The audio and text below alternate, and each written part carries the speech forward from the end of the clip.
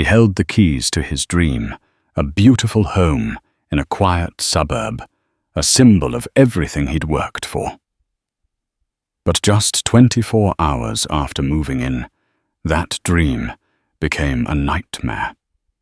He found himself in handcuffs on his own front porch, accused of being a burglar.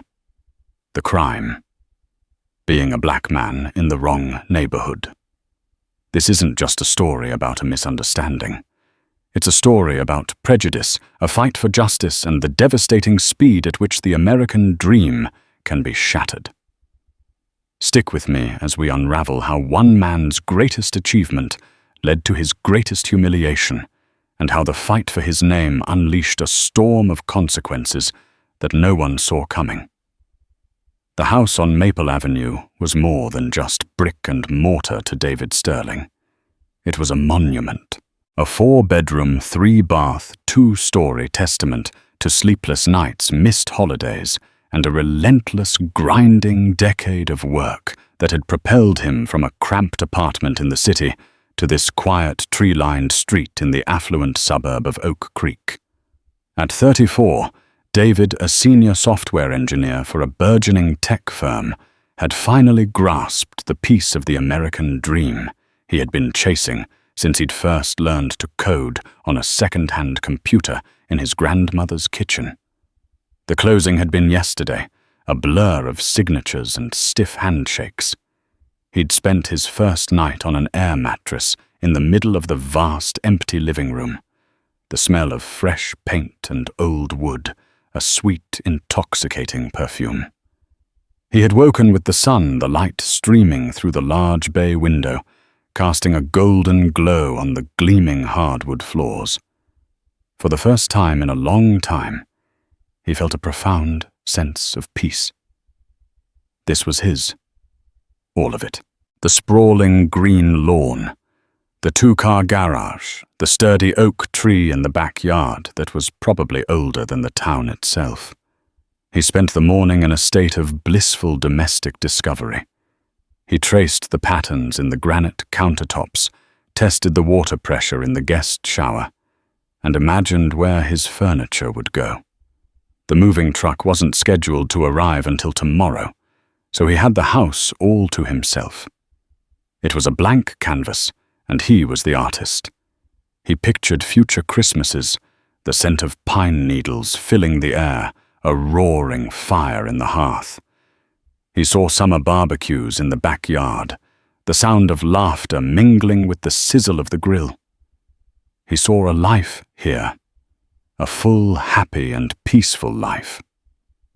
Oak Creek was the kind of place people moved to for that exact reason. It boasted top-rated schools, pristine parks, and a crime rate so low it was practically non-existent. The neighbors, from what he could tell, were quiet and kept to themselves.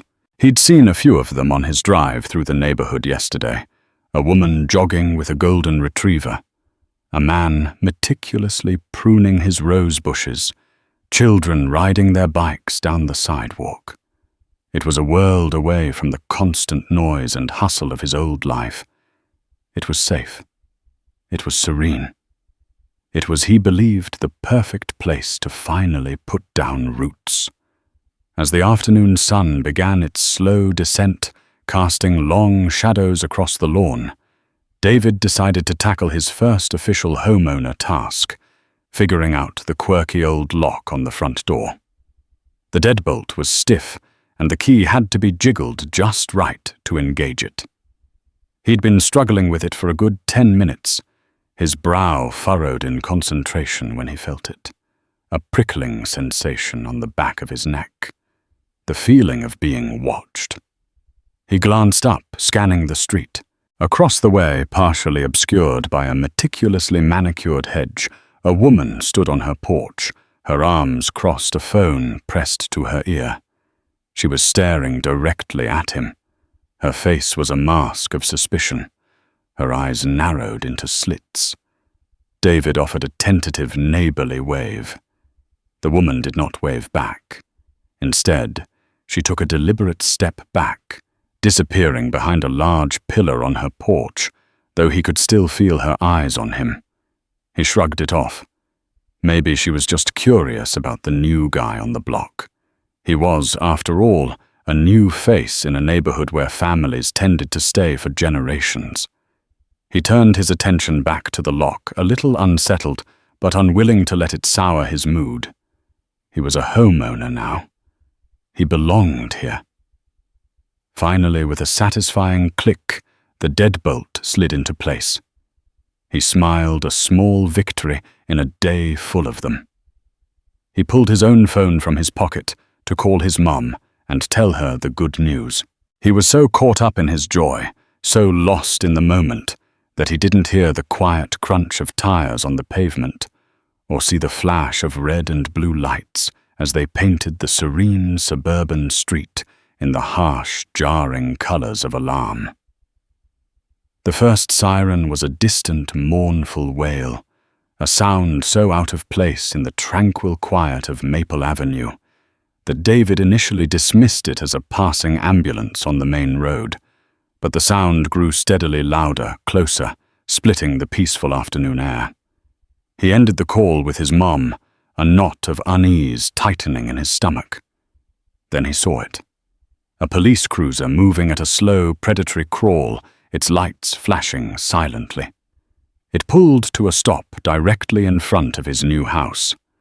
A second cruiser followed moments later, parking at an angle effectively blocking his driveway. Doors opened and two officers emerged. They moved with a kind of practiced, deliberate authority that instantly set David on edge.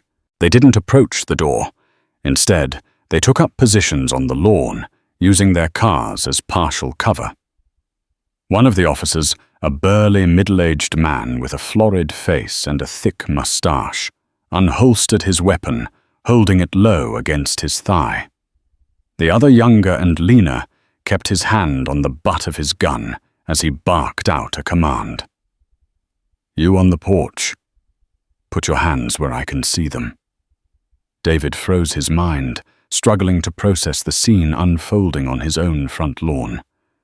This had to be a mistake. A terrible, surreal mistake. They couldn't be talking to him. He was standing on the porch of the house he had just bought. He held the key in his hand. "Hands up!" Now the older officer yelled his voice, a gravelly roar that echoed across the manicured lawns. Slowly, his heart hammering against his ribs, David raised his hands. He felt a dozen pairs of eyes on him. Windows on the neighboring houses had become frames for curious, anxious faces, and across the street, he saw her again. The woman from the porch now standing boldly at the edge of her lawn, her phone still in her hand. Her name, he would later learn, was Karen, and in her eyes, he didn't see curiosity. He saw a chilling, self-righteous satisfaction. "What's going on, officers?" David called out, his voice shaking slightly despite his efforts to keep it steady. "Is there a problem?" "We'll be asking the questions," the younger officer, whose name tag read Miller, snapped back. "We got a call about a break-in in progress." "A break-in?" The words hung in the air, absurd and menacing. David felt a surge of disbelief, quickly followed by a cold wave of understanding. He looked from the officers' hardened faces to Karen's smug expression, and back again. The pieces clicked into place with a sickening finality. The suspicious stare, the phone call, the immediate arrival of the police. It wasn't a misunderstanding. It was an accusation. "Officer, you don't understand," David said, taking a half step forward, before stopping himself as Miller's hand tightened on his weapon. "This is my house. I just bought it." The older officer Martinez scoffed. "Right. And I'm the King of England. We've had our eye on you for 20 minutes. Saw you trying to jimmy the lock." "I wasn't jimmying the lock." David protested, his voice rising in frustration. "It's a new key. It's a little stiff. I have the paperwork, my ID, everything is in my car. The deed, the closing documents, they're all in the glove compartment." Officer Miller exchanged a look with his partner, a look that spoke volumes.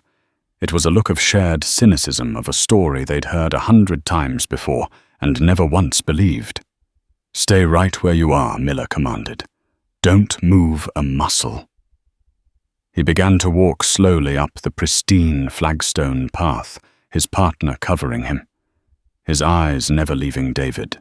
Each step he took felt like a hammer blow to David's dream. The beautiful house, the peaceful street, the bright future he had so vividly imagined. It was all dissolving, replaced by this ugly, terrifying reality. He was being treated like a criminal on his own property. And the worst part, the part that made a bitter, helpless anger rise in his throat, was that he knew exactly why. It wasn't because he was struggling with a lock. It was because he was a black man in a white neighborhood. And to people like Karen and to officers like Miller, that was a crime in itself. "I live here," David said again, his voice now low and laced with a cold fury. "This is my home." Miller just smiled, a thin, humorless line on his lips. "We'll see about that." The air on the porch crackled with tension. David stood frozen. His hands still raised a posture of surrender that felt like a profound betrayal of his innocence. The afternoon sun, which had earlier felt so warm and welcoming, now seemed harsh and accusatory. Every rustle of leaves, every distant bird call, felt amplified in the unnerving silence between the officer's commands. "I can prove it," David insisted, trying to keep his voice calm and rational, fighting against the tide of adrenaline and anger that threatened to overwhelm him. "My wallet is in my back pocket. My driver's license has my name on it. The name on the deed. David Sterling. My car is right there in the driveway. The closing documents are in the glove compartment. Just let me show you." Officer Miller stopped a few feet from the porch steps, his gaze sweeping over David with a look of undisguised contempt. "You think we're stupid? You think we're going to let you reach for a weapon?" "A weapon? I'm reaching for my wallet," David exclaimed, incredulous. "I'm trying to cooperate. I'm trying to explain that you have made a mistake." "The only mistake here," Miller said, his voice dropping to a low, menacing tone, "is you thinking you can talk your way out of this. We have a reliable witness who saw you casing the joint and then forcing the door." He jerked his head towards Karen, who was still watching the drama unfold with a proprietary air, as if she were the director of this sordid little play. David's eyes met Karen's across the street. There was no remorse in her face, no flicker of doubt. Only the unshakable conviction of someone who sees the world exactly as they want to see it. He realized then that reasoning with Miller was like arguing with a brick wall. The officer had arrived with a pre-written narrative in his head, and every word David spoke was being twisted to fit it. Meanwhile, a few houses down, Sarah Goldstein, a young civil rights attorney who had moved into the neighborhood 6 months prior, was unloading groceries from her car. She'd heard the sirens and, like everyone else, had come out to see what was going on. At first, she assumed it was a medical emergency, but as she watched the scene on David's porch, a deep sense of unease began to creep in. She saw David's raised hands, his pleading expression. She heard the officer's aggressive, dismissive tones. Something felt wrong.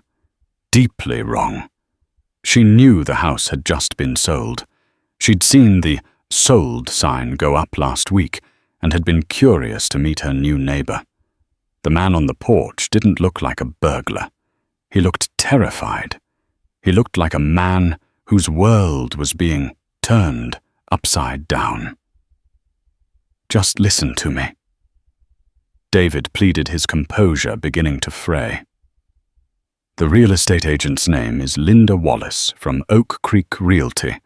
Her number is on the sold sign right there on the lawn. Call her, she'll tell you. She just gave me this key yesterday." Officer Martinez glanced at the sign, then back at Miller, a flicker of uncertainty in his eyes. For a moment it seemed like logic might prevail. But Miller was resolute. "We're not calling anyone. You're coming with us. We'll sort this out at the station." "Sort what out?" "I haven't done anything." David's voice cracked with desperation. "You can't arrest me for standing on my own porch, I can." "And I will," Miller snarled, taking the final steps up to the porch. "You're under suspicion of breaking and entering. Now turn around and put your hands behind your back." It was at that moment that Sarah Goldstein made a decision. She had seen enough. She had handled enough cases just like this one to recognize the telltale signs of a situation spiraling out of control, fueled by prejudice and an abuse of power. She set her grocery bag down on the pavement, pulled out her phone, and pressed record.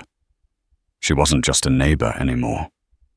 She was a witness, and she knew that in situations like this, a video could be more powerful than any weapon. It could be the only thing that stood between a man and a gross miscarriage of justice. She began walking slowly, deliberately towards David's house, the lens of her camera capturing everything. The fear in David's eyes, the aggression in Miller's, the quiet complicity of the onlooking neighbors, the whole ugly truth of the moment. The world seemed to narrow to the few square feet of the porch. The smell of the petunias in the flower bed, the rough texture of the brick beneath his feet, the glint of the sun off Officer Miller's badge. Every detail was seared into David's memory with a horrifying clarity. The officer's command to turn around felt like a physical blow. It was the point of no return, the moment the surreal nightmare solidified into a cold, hard reality. "No," David said, his voice quiet but firm. He wasn't shouting anymore. A strange, chilling calm had settled over him. It was the calm of a man who realized he had nothing left to lose. "I will not be arrested for a crime I did not commit. This is my property.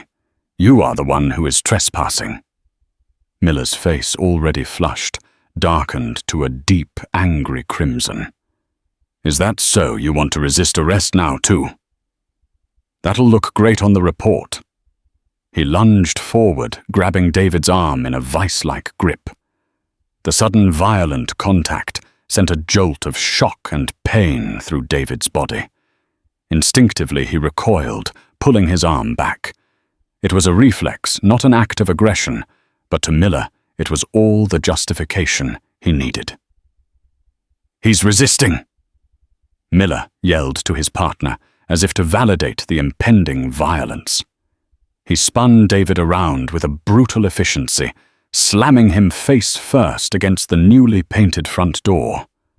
The impact knocked the wind out of him, and his head connected with the hard wood with a sickening thud. The keys he had been so proud to hold just moments before clattered to the floor. Pain exploded behind David's eyes. Dazed and disoriented, he felt his arms being wrenched behind his back. The cold, metallic bite of handcuffs closed around his wrists, cinching down with a painful tightness that cut into his skin.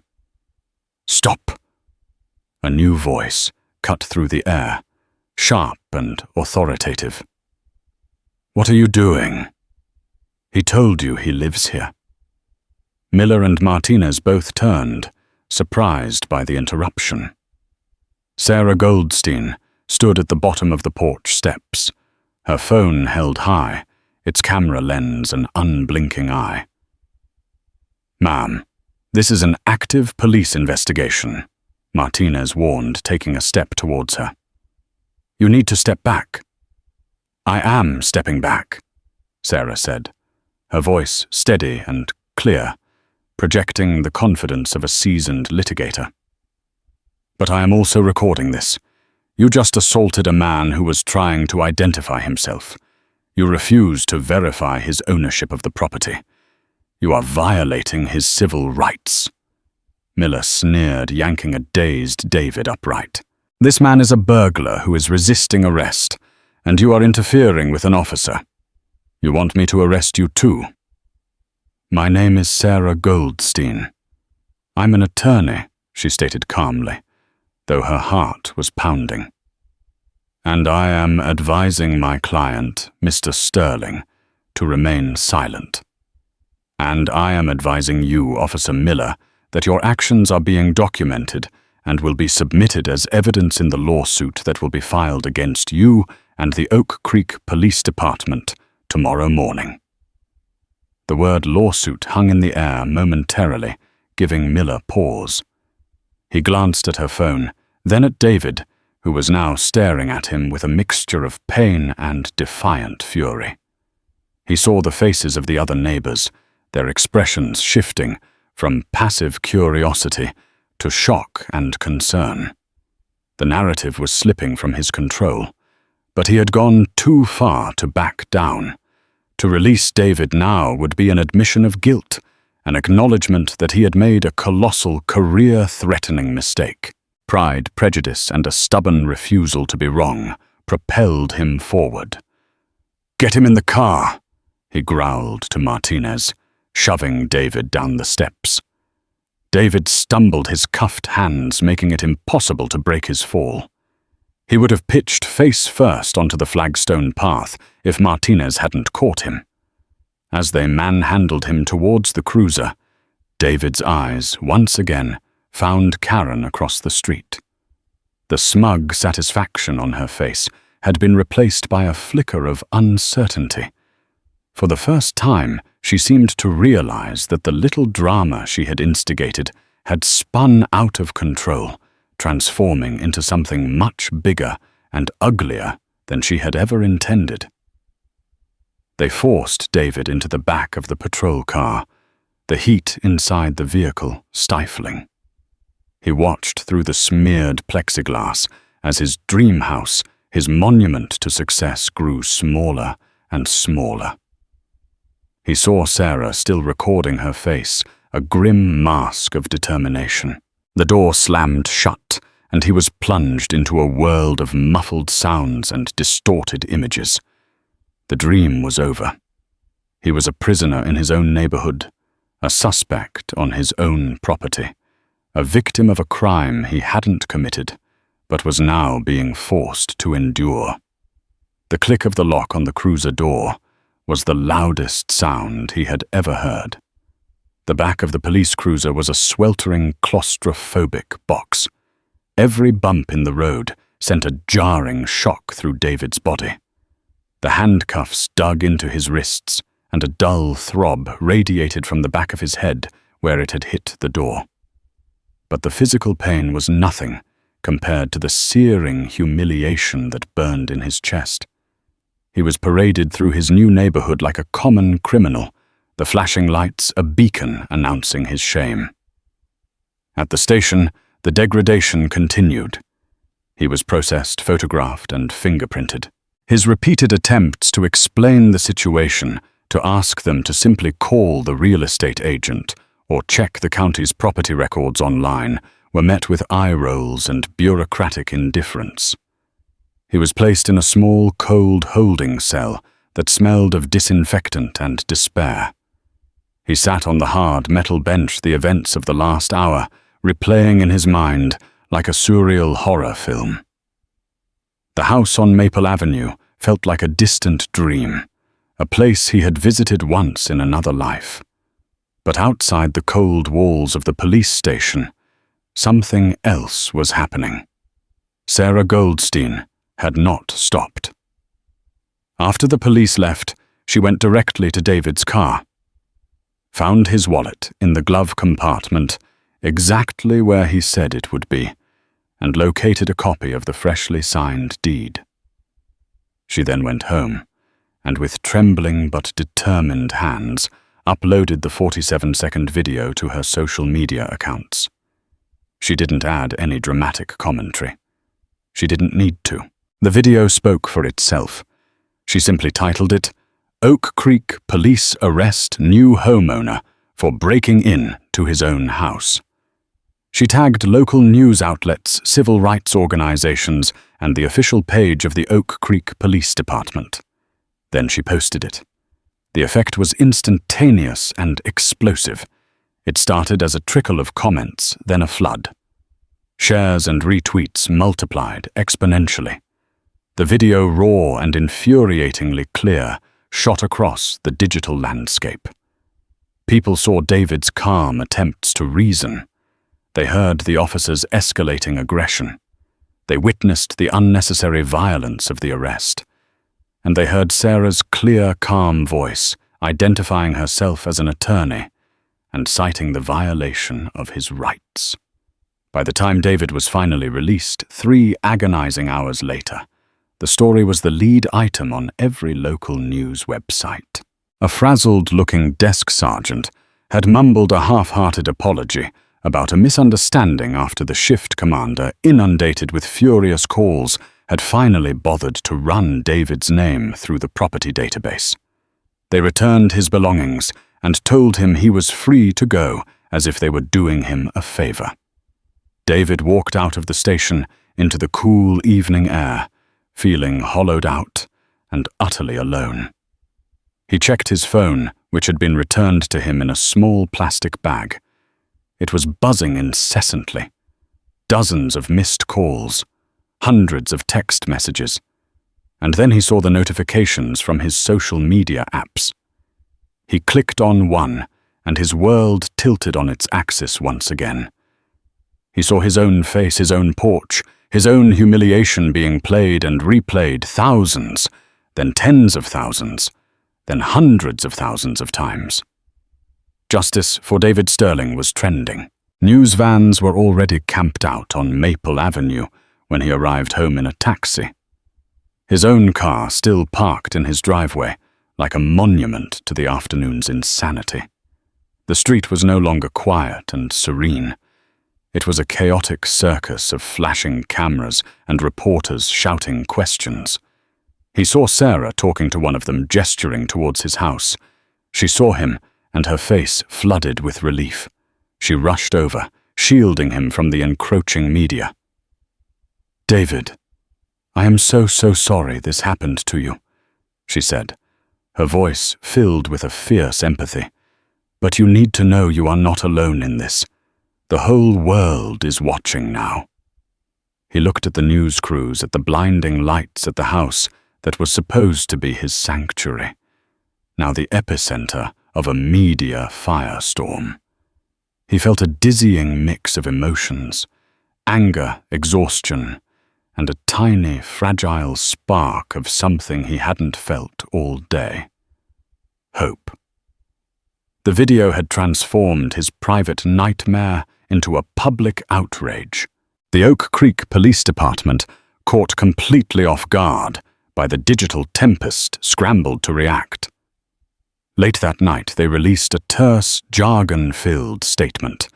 It mentioned an incident, a response to a citizen's call, and confirmed that the individual was released. It announced that Officer Miller and Officer Martinez had been placed on paid administrative leave pending a full internal investigation. The statement did nothing to quell the inferno. If anything, it was gasoline on the fire. The public saw it for what it was, a weak, evasive attempt at damage control. The battle was far from over, but the first major blow had been struck. And it hadn't been with a fist or a weapon, but with a cell phone camera and the undeniable power of the truth. David Sterling's name had been cleared in the court of public opinion. Now the fight for real justice in a court of law was about to begin. The quiet sanctuary of David's new house became the war room for the fight of his life. The initial whirlwind of media attention gave way to the slow, grinding machinery of the American legal system. While the court of public opinion had delivered a swift verdict. The court of law required a different kind of battle. One fought with motions briefs and meticulously gathered evidence. David's life was now bifurcated by day. He tried to maintain a semblance of normalcy, logging into work remotely, but his nights were consumed by strategy sessions with Sarah Goldstein, the neighbor who had become his legal champion. Sarah's strategy was aggressive and multifaceted. She filed a comprehensive civil rights lawsuit, naming not just Officers Miller and Martinez as individuals, but also the Oak Creek Police Department and the city of Oak Creek itself. "We have to go after the whole system," she explained to David one evening, spreading files across his new dining room table. "Miller and Martinez are the symptoms. The disease is a department that has allowed a culture of prejudice and impunity to fester for years. We sue the individuals to hold them personally accountable, and we sue the city to force institutional change." The city's first response was predictable and dismissive.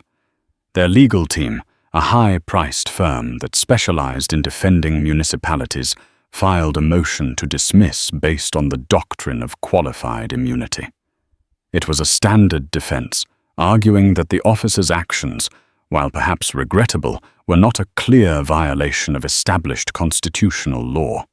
They were in essence asking the judge to throw the case out before it even began. This was the first major test. Sarah poured herself into the opposition brief, working late into the night, fueled by coffee and a righteous fury. She argued that qualified immunity was never meant to be a shield for incompetence or malice. "This is not a case of an officer making a split-second decision in a confusing situation," she wrote, her fingers flying across the keyboard. "This is a case of officers who were presented with multiple opportunities to de-escalate, to verify, to simply listen. They actively chose a path of confrontation and violence based on a prejudiced assumption. The video evidence is not ambiguous. It is a 47-second tutorial on how to violate a citizen's Fourth Amendment rights. While the lawyers battled in writing, the discovery process began. Sarah's team sent a sweeping request for documents, and the city responded by trying to drown them in paper. Boxes upon boxes of files arrived at her small office, thousands of pages of internal reports, training manuals and personnel records, much of it blacked out with thick redacted lines. It was a tactic of intimidation and exhaustion, but they underestimated Sarah's resolve.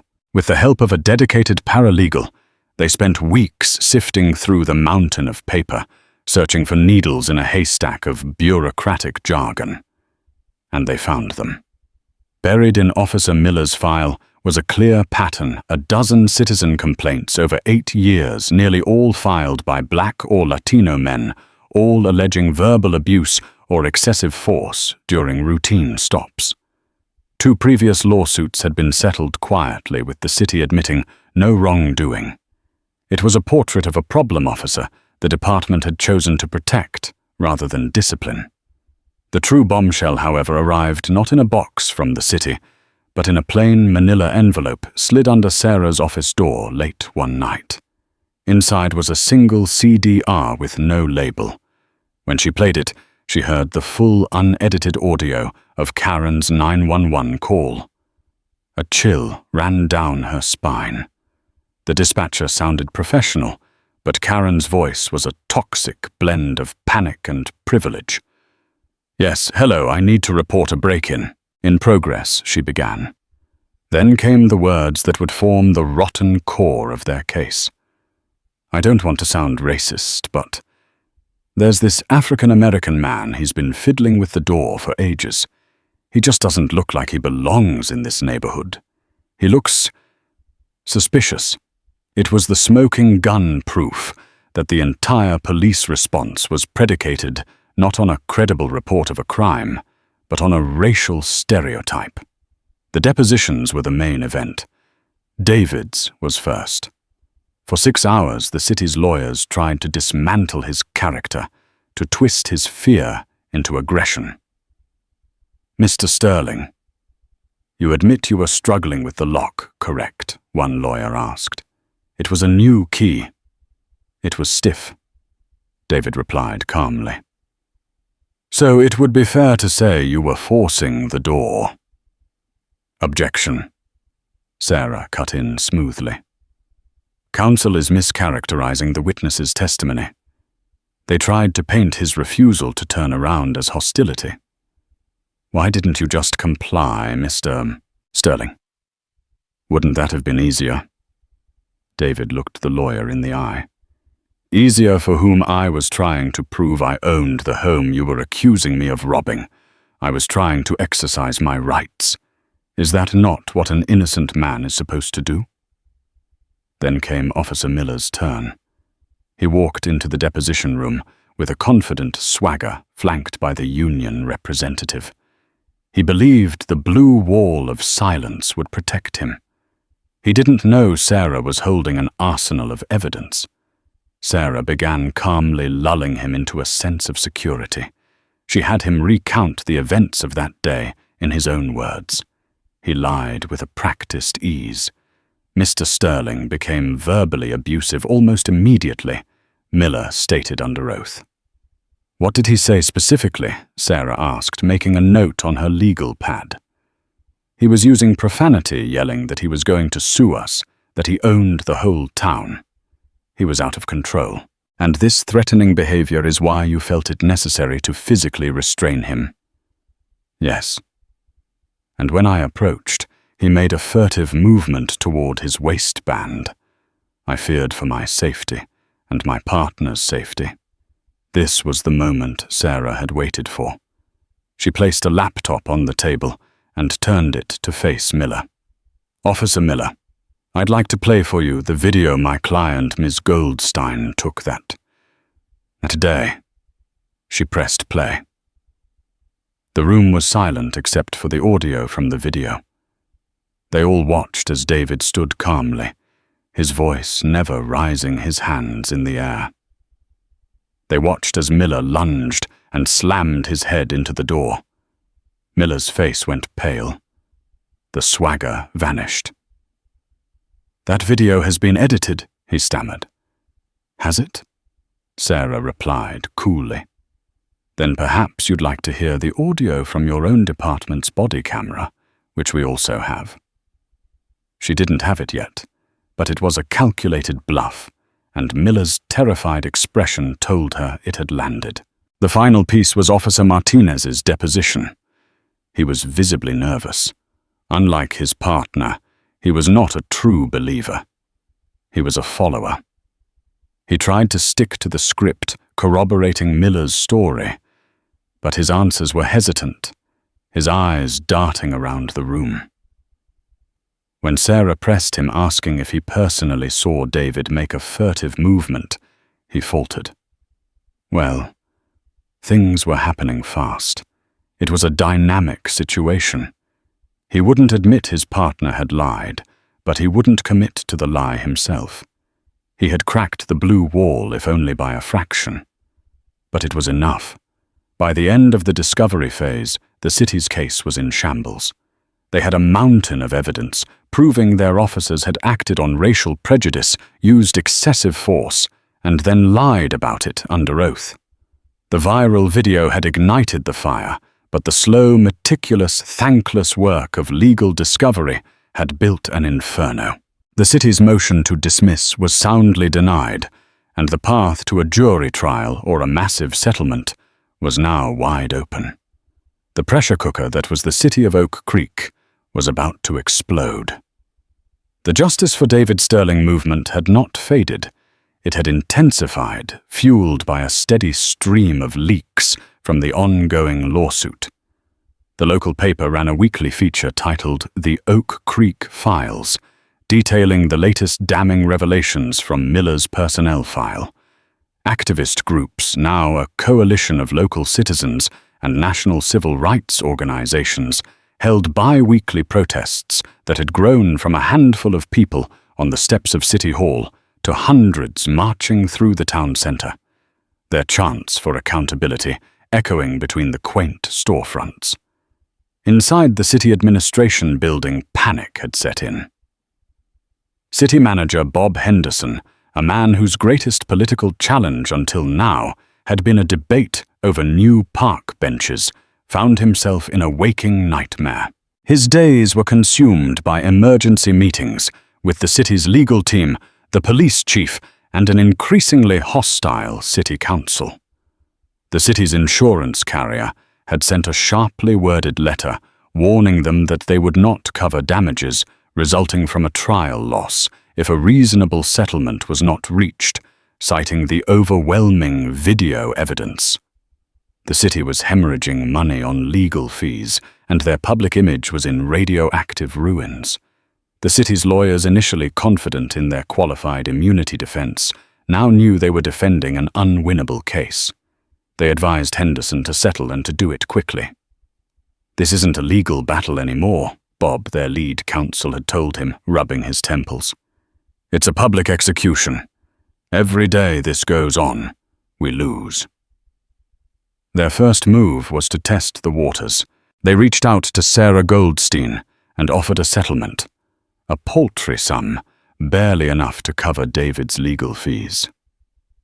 Had he been paying any coupled with a strict non-disclosure agreement, it was a classic lowball offer designed to gauge their opponent's desperation. Sarah laughed when she got the call. She didn't even bother to consult David before responding. "Tell your clients," she said, her voice dripping with ice, "that we are not interested in hush money. We are interested in justice. Your next offer had better reflect that, or we'll see you in court. And you know as well as I do that a jury in this climate will absolutely crucify you." The message was received. The city agreed to formal mediation. The negotiations took place over 3 grueling days in a sterile, neutral office building downtown, a world away from the emotional cauldron of Maple Avenue. On one side of the long mahogany table sat Sarah Sharp, and focused with David by her side, a quiet but powerful presence. On the other side sat the city attorney, the police chief, and a representative from the powerful police union, a man whose scowl seemed permanently etched onto his face. The first day was a war of attrition. The city's team argued semantics, downplayed the severity of the incident, and tried to paint Miller as a decorated officer who made a one-time mistake. Sarah systematically dismantled their arguments, using their own documents against them. She projected Miller's history of complaints onto a large screen. She played the 911 call, forcing them to listen to the unabashed prejudice in Karen's voice that had been the catalyst for the entire event. The turning point came on the second day. The city's lawyer was attempting to argue that David's own actions, his failure to immediately comply, had contributed to the escalation. It was a desperate victim-blaming tactic, and it was the moment David finally spoke. He had remained silent until then, letting Sarah command the room. But now he leaned forward, his hands clasped on the table, and his voice, though quiet, cut through the legal jargon like a razor. "I complied," he said, looking directly at the police chief. "I put my hands in the air. I tried to tell your officers who I was. I offered to show them my ID, the deed to my house. I did everything a citizen is supposed to do. The question isn't why I didn't comply faster. The question is, what could I have possibly done to make your officers see me as a homeowner instead of a threat? What is the correct way for a black man to buy a house in Oak Creek without being treated like a criminal?" The room fell silent. His words hung in the air, heavy and irrefutable. It was no longer a legal argument. It was a moral one. The police chief couldn't meet his eyes. The city attorney shuffled his papers. In that moment, David had stripped the negotiation of all its pretense and laid bare the ugly truth at its core. The final day was about hashing out the details. Sarah came to the table with a list of non-negotiable demands. The financial settlement, while substantial, was almost an afterthought. The real battle was for systemic reform. They demanded a consent decree, a court-enforced agreement that would fundamentally change how the Oak Creek Police Department operated. The police union representative fought them tooth and nail, especially on the creation of a civilian review board. "You want to let a bunch of anti-cop radicals tell us how to do our jobs," he fumed. Sarah didn't flinch. "We want to let the community you serve have a say in how they are policed," she countered. "It's called accountability. And after this incident, you've lost the right to police yourselves." They fought for hours, but Sarah had the ultimate leverage, the threat of a public trial. Finally, the city caved. The resulting settlement was breathtaking in its scope, a large financial sum for David, a formal public apology from the mayor and the chief of police, and most importantly, the consent decree. It mandated department-wide implementation of the Fair and Impartial Policing Training Program, a science-based curriculum designed to expose and counteract implicit bias. It established a fully empowered civilian review board with subpoena power. And it mandated the purchase and use of body cameras for every officer with strict, unambiguous policies for their activation, a direct response to the department's attempt to hide the footage from David's arrest. The day the settlement was announced, the steps of Sarah's law firm were mobbed with news crews. David stood beside her, looking out at the sea of cameras, no longer a victim, but a victor.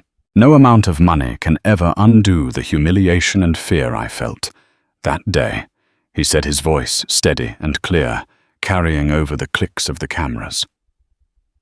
But this was never just about me. It was about making sure that what happened on my front porch doesn't happen to anyone else's son or brother or father. A home should be a place of safety, not a place of fear. Today we've taken a step, a real meaningful step, towards ensuring that justice is not determined by the color of your skin or the zip code you live in. I bought a house on Maple Avenue because I wanted a peaceful life. Today, because of this fight, I have a genuine hope that Oak Creek can one day be a place of peace for everyone. It was a victory, but a bittersweet one. The scars of the ordeal remained hidden but present. But as he looked at Sarah and out at the supportive faces in the crowd, he knew the fight had been worth it. He had faced down an unjust system and had not just won. He had forced it to change. He had turned his personal nightmare into a catalyst for progress. The reckoning had come, and it had brought with it not just a settlement, but a seed of lasting transformation. The settlement was a public declaration of failure for the city, but the story wasn't over. The wheels of karma, once set in motion, continued to turn grinding with a relentless and personal precision. For some, the consequences were not just professional, but profoundly personal, a slow and agonizing unraveling of the lives they had built. For former Officer Miller, the end of his career was merely the prelude to his complete ruin. The district attorney, armed with the evidence Sarah Goldstein had so meticulously gathered and shared, saw a politically and morally necessary path forward. An indictment was handed down, and Miller the enforcer found himself in the defendant's chair. His trial was short.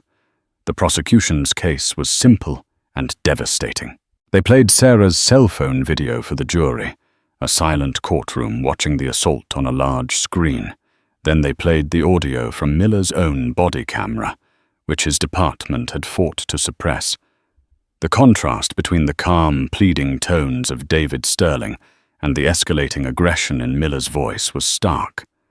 But the final nail in his coffin was his own words. The prosecutor methodically read transcripts from Miller's sworn deposition in the civil case, then played the corresponding video and audio that proved his statements were not just inaccurate, but impossible lies. His claim of a furtive movement was exposed as a fabrication. His assertion that David was verbally abusive was shown to be a calculated falsehood. He had perjured himself flagrantly and without remorse, and the jury saw it clearly. The arrogance he had displayed during the deposition had evaporated, replaced by a pale, sweaty fear. He was found guilty on all counts: aggravated perjury, filing a false report, and assault under color of authority. At his sentencing, the judge looked down from the bench, her expression one of cold disappointment. "You took an oath, Mr. Miller," she said, her voice echoing in the still courtroom. "An oath to protect and serve all members of this community. You betrayed that oath. You abused your power, targeted a man based on the color of his skin, and then you lied under oath to cover your crimes. You did not just assault Mr. Sterling. You assaulted the very foundation of justice this community is built upon." He was sentenced to 3 years in state prison, a stunning fall from grace for a man who had once wielded the power of the state with impunity. His badge and gun were gone. His pension was forfeited, and his name was now synonymous with disgrace. The system he had so confidently manipulated had in the end consumed him whole. The karma that found Karen was quieter a death by 1,000 cuts rather than a single swift blow. After selling her house on Maple Avenue at a considerable loss, she and her family fled to a new town, hoping anonymity would be a shield. But the internet never forgets. Her name, her face, and the now infamous audio of her 911 call were permanently etched into the digital consciousness. She was the Oak Creek Karen, a meme, a cautionary tale, a symbol of suburban prejudice. The whispers followed her. A trip to the supermarket became an ordeal of averted eyes and hushed comments. She'd see people glance at her, then at their phones, their expressions shifting as they made the connection. The friends she tried to make in her new town would inevitably Google her name, and then just as inevitably pull away their invitations, drying up their phone calls, going unreturned. She was a social leper. The strain fractured her family. Her husband, a mild-mannered accountant named Tom, had initially defended her, buying into her narrative of fear and concern. But the video, the audio, the sheer ugliness of the public scorn, it eroded his loyalty. The final straw came one evening when their teenage son came home from his new high school. His face bruised. He'd been in a fight after another student called his mother a racist.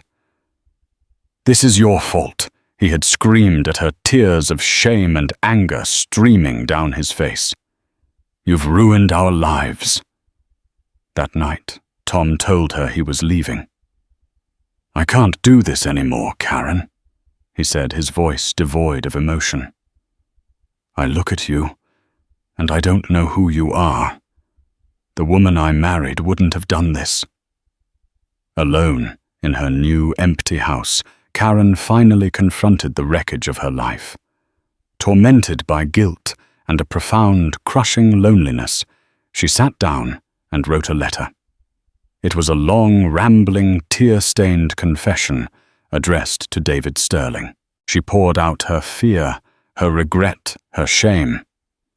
She tried to explain the prejudice she now recognized in herself, a poison she hadn't even known she was carrying.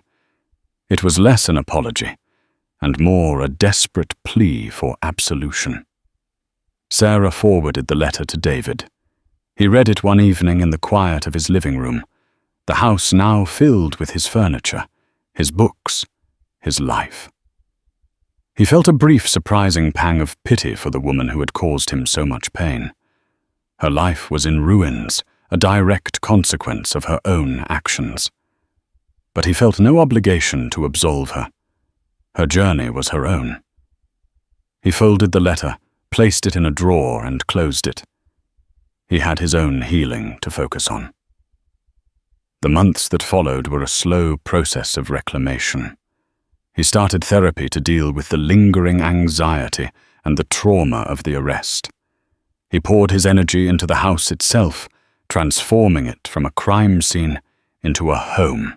He spent weekends in the yard, not just mowing the lawn, but cultivating a vibrant garden in the very spot where the police cars had been parked. He planted roses, lavender, and a small vegetable patch. The act of nurturing new life from the soil felt deeply symbolic, a way of replacing the ugliness of that day with beauty and growth. The house on Maple Avenue began to change. The community, once a source of fear, became a source of strength. Sarah and her family were frequent guests, their laughter filling the rooms. Other neighbors, ashamed of their initial silence, reached out with pies, invitations, and simple friendly waves. He was no longer the new guy or the guy the cops arrested. He was just David. His home was no longer a monument to his success or his resilience. It was simply his home, a place of peace, a place of safety, a place where he truly and finally belonged. David Sterling's story is a powerful reminder that prejudice isn't just an abstract concept. It has a real-world cost. It can turn a dream into a nightmare in the blink of an eye. But his story is also one of incredible strength, the power of a community that refuses to stay silent, and the undeniable fact that the truth, when brought into the light, is a force for change. The actions of one neighbor, one lawyer, and a viral video forced a system to look in the mirror and confront its own reflection. Justice prevailed, and the hard karma that followed serves as a stark warning. This isn't just a story to be heard. It's a conversation that needs to continue. If this story moved you, please hit that like button. Share it to spread awareness about the ongoing fight against racial injustice, and subscribe for more stories that matter. Thank you for watching.